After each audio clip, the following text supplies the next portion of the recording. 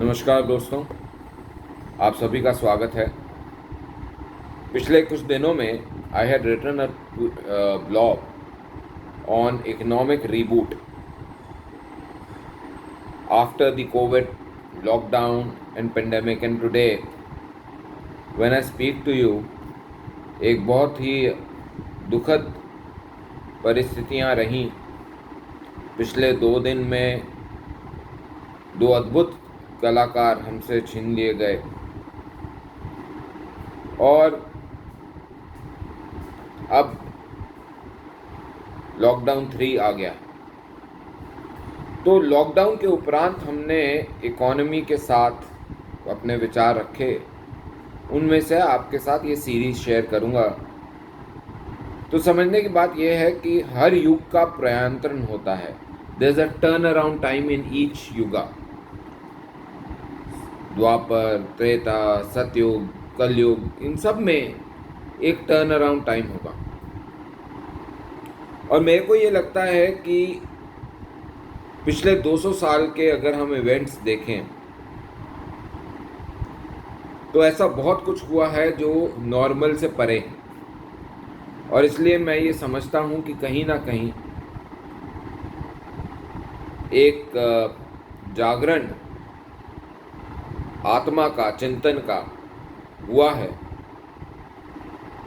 बहुत सारी बुराइयां मरी हैं, ध्वस्त हुई हैं और होंगी। सनातन था, सनातन है और सनातन रहेगा।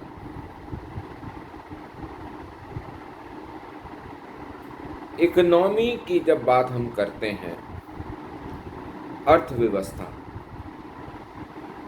तो हमारे बड़े बुजुर्ग बहुत कुछ बोल के गए हैं। उनमें से एक ये विषय था कि, और वो मूल है किसी भी चीज़ का, चाहे वो इस युग का हो या वो किसी भी और युग का हो, कि व्यक्ति को चाहिए क्या? भोजन, रोटी, तन पे वस्त्र, कपड़ा, जो आधुनिक किसी न किसी यंत्र से, प्रणाली से बनता है,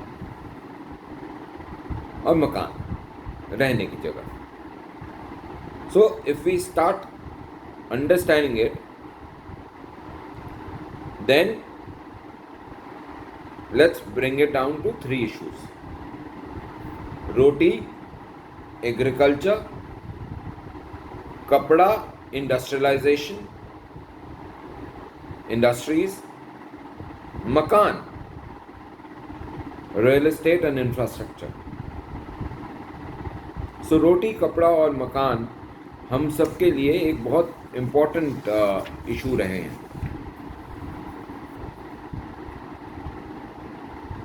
पहले वीडियो में मैं आपसे कुछ विषयों पे बात करूंगा और वो विषय है एग्रीकल्चर का। मैंने अपने ब्लॉग में, आप जो पढ़ सकते हैं, रमन मलिक, BJP रमन मलिक @blogspot.com करके है, उस पर पढ़ सकते हैं। तो सबसे पहला जो विषय हमको पकड़ना चाहिए इस पूरे चीज़ में, वो ये है कि एग्रीकल्चर की जो फंडामेंटल है, जिसके ऊपर एग्रीकल्चर यूनिवर्सिटीज काम करें अब henceforth, should be more crop, more yield पर एकड़। मोर क्रॉप का मतलब मोर नंबर ऑफ क्रॉप्स। ओके, तो आपने उस जमीन को कैसे साइकिल करना है कि आप एक साल में मैक्सिमम कितनी उससे अलग अलग खेती कर सकें, कितना अलग अलग उस पर उपज ले सकें। मोर यील्ड मतलब कि उसी जगह में से जब आप कोई भी क्रॉप लगाते हैं तो उस क्रॉप को ज़्यादा से ज़्यादा पैदावार। एक पहला हम बात कर रहे थे मोर क्रॉप मतलब मोर नंबर ऑफ क्रॉप्स, रबी और खरीफ के बीच में, उससे पहले, उसके बाद कितनी क्रॉप्स हम ले सकते हैं, एक खेत का कितना मैक्सिमम यूटिलाइजेशन कर सकते हैं, वो देखना। मोर यील्ड पर क्रॉप का मतलब ये कि उसमें से उपज पर एकड़ कैसे ज़्यादा से ज़्यादा आए। तो ये दो विषयों के ऊपर एग्रीकल्चर यूनिवर्सिटी महाविद्यालय जितने हैं उनको अब इन्हीं बेसिस के ऊपर काम करना चाहिए। दूसरी सबसे बड़ी चीज़ एपीएमसी मंडियों का, ये जो मंडियों में जो नियम बने हुए हैं ना, इनको बदलना पड़ेगा। और नियम किस तरीके से बदलने पड़ेंगे वो ये है कि इसके फिक्स चार्जेस हटा के परसेंटेज कर दी जाए। होता क्या है कि किसान एक पॉलिथीन भर के गोभी का लाया, गोभी के सीजन में 400 रुपए की खरीदी पैकेट है 20 किलो का रफ।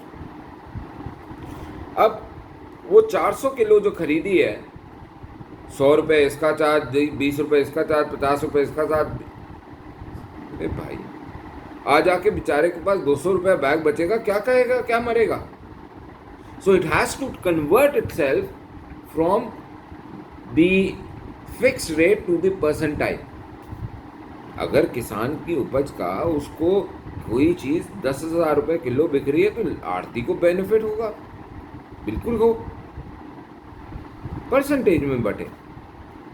लेकिन ये ना हो कि किसान का पेट काट के आप किसी और का पेट भर रहे हैं। किसी भी काम करने के लिए आपको स्ट्रेस फ्री होना बहुत ज़रूरी है। तो ये एक card base system, credit card जैसा होता है वैसा एक ट्रांजैक्शन सिस्टम बनना चाहिए। आज भी है किसान क्रेडिट कार्ड, लेकिन उसको लिमिट कर देना चाहिए कि किसान क्रेडिट कार्ड आड़त का काम हो, बेचने का हो, खरीदने का हो, सब पैसा उसी में आए। लेकिन आप उससे बीज खरीद सकें, बिजली का बिल पे कर सकें, क्रॉप इंश्योरेंस कर सकें, खेती के उपयोग खरीद सकें। लेकिन उस क्रेडिट कार्ड या उस सिस्टम से आपने अगर अपने अकाउंट में विड्रॉ करा तो वो दिखे। शादी ब्याह के लिए एग्रीकल्चर का जो प्रेशर पड़ता है किसान के ऊपर, और जब वो वहाँ पे मिसवेंचर करता है तो वो एक ट्रैप में फंस जाता है और फिर वो 4%, 5%, 6% तक ब्याज पड़ रहा होता है, वहाँ वो मरता है। एक और चीज़ मैंने बोली है उसमें कि फूड प्रोसेसिंग यूनिट्स जो हैं, जहाँ अनाज ज़्यादा होता है, चावल ज़्यादा होते हैं, वहाँ चावल का, जहाँ पे गेहूँ ज़्यादा होती है गेहूँ का, जहाँ पे टमाटर ज़्यादा होते हैं टमाटर का, जहाँ पे और कोई चीज़ें होती हैं उस हिसाब से, जहाँ का जो ज़्यादा उपज है, जो फूड प्रोसेसिंग यूनिट्स हैं वो उसी हिसाब से बनने चाहिए, उसी हिसाब से उसी एरिया में उसकी स्पेशलाइजेशन लगनी चाहिए।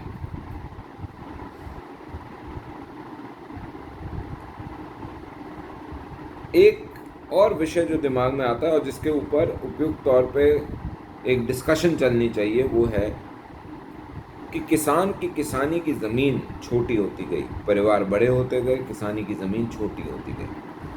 अब क्या हम ऐसा कोई फॉर्मूला बना सकते हैं जिसमें 4, 5, 6, 8 किसानों की परिवार इकट्ठे हो जाएं, इकट्ठे होके लैंड पूलिंग, जैसे आप रियल एस्टेट में लैंड पूलिंग के बिल लेकर आए हैं, ऐसे ही लैंड पूलिंग हो, उसको वॉल्यूम स्केल्स का फ़ायदा मिले। 4 परिवार इकट्ठे हो जाते हैं तो चारों परिवार जो हैं वो, उनको बाहर से मजदूरी नहीं लेनी पड़ेगी, उनको बाहर से चीज़ें कम यूज़ करनी पड़ेंगी अगर मिल के करते हैं, collective farming but on a smaller scale. So एक ये आइडिया भी कहना है। लोन वैसे ही ऑलमोस्ट बहुत सारी जगह 0% पे है। मैं ये बोलता हूँ कि लोन का टेन्योर बढ़ा के 2 साल कर देना चाहिए, हर साल रिन्यू की बजाय 2 साल कर देना चाहिए। लेकिन ये लोन सिर्फ और मात्र सिर्फ एग्रीकल्चर प्रोड्यूस के लिए आने वाली चीज़ें, काम करने वाली चीज़ों को ही देना चाहिए और किसी को नहीं मिलना चाहिए। किसान उसमें से अपने टीवी, गाड़ी नहीं खरीदे, इस तरीके की कुछ योजना करनी चाहिए। उसको कैसे करना है, वो कहाँ से लेगा अपने ज़रूरत की चीज़ें, उसको एक बारी को सोचने की आवश्यकता है, समझने की आवश्यकता है, उसको बनाए।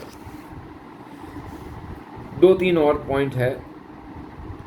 Agriculture policy must be redrawn.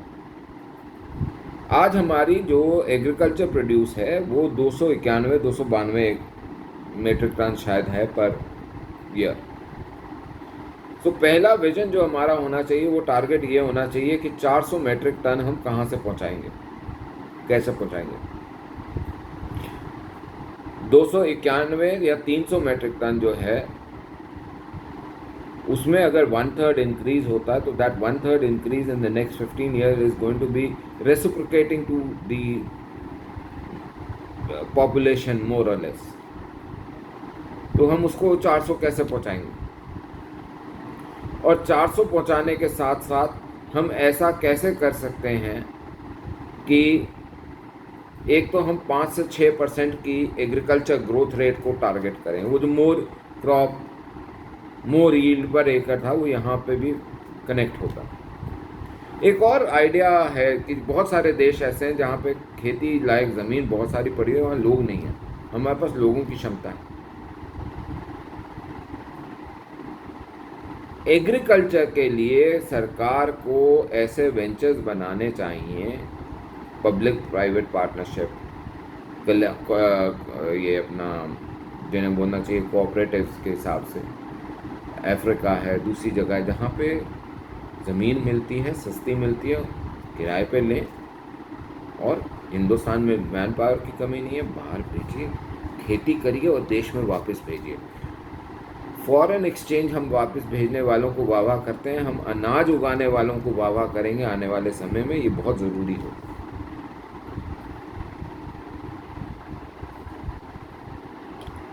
Animal husbandry is also a very important place. उसके अंदर आपको ये करना पड़ेगा कि ऑल्टरनेटिव एनिमल्स के ऊपर बहुत ज़्यादा ध्यान दें। ऑल्टरनेटिव एनिमल्स जब मैं बोलता हूँ तो उसका मतलब बकरी, भेड़, चिकन की साथ साथ बतख, मछलियों की प्रजातियाँ, एम्फीबियंस फिशरी जो है, ताकि गौवंश के ऊपर जो एक प्रेशर पड़ता है वो रिड्यूस हो सके। गौवंश को बचाने का, और गौवंश, क्योंकि गौवंश कभी भी आपको, हिंदुस्तानी गाय जो है, चाहे वो गौमूत्र हो, गोबर हो, उसका कोई भी चीज़ वेस्ट नहीं जाता, वो पैसे लेकर आता। तो उसको बचाने के लिए इनको ऑल्टरनेटिव्स को, क्योंकि खाना पीना एक अपना व्यक्तिगत है, कोई नॉनवेज खाता है, कोई नहीं खाता, लेकिन गौवंश को बताने के लिए इन चीज़ों को बढ़ाना और सस्ती करवाना ये एक ज़रूरी चीज़ हो जाएगी। जब हम गौवंश की बात करते हैं तो साथ में आता है दुग्ध प्रोडक्ट, दूध हमारा शायद हम तीसरे नंबर पे हैं या चौथे नंबर पे हैं विश्व में। आने वाले समय में हमारे को दूध जो है उसके लिए टॉप होना पड़ेगा, क्योंकि हमारी पॉपुलेशन भी बढ़ेगी। लोग इस कोरोना के बाद वेजिटेरियनिज्म और मिल्क प्रोडक्ट्स की तरफ ज़्यादा जाएंगे। हेंस हमारे को इसको बनाना पड़ेगा कि हम आज से 5 साल बाद 10% से ज़्यादा ईयर ऑन ईयर ग्रोथ कैसे लाएं डेयरी प्रोडक्ट्स के अंदर, डेयरीज़ के अंदर, वो देखना पड़ेगा। और रिसर्च लानी बहुत ज़रूरी है। जो सबसे बड़ी चीज़, जहाँ मैं अपने साइंटिस्ट, जहाँ मैं अपने इंजीनियर्स, जहाँ मैं अपने सॉफ्टवेयर इंजीनियर्स, जियोलॉजिस्ट और बाकी मौसम वैज्ञानिक, इन सब से बोलूँगा, एक ऐसा इकोसिस्टम जहाँ एक कोलैबोरेटिव अप्रोच हो, जिससे कि एग्रीकल्चर की, खेती की कॉस्ट उसको कम हो। मैंने इसमें बहुत सारी चीज़ें लिखी हैं। ये 10-12 पेजेस का एक पुलिंदा है, पढ़िएगा, देखिए। अगली बारी विषय दूसरा होगा। तब तक के लिए धन्यवाद।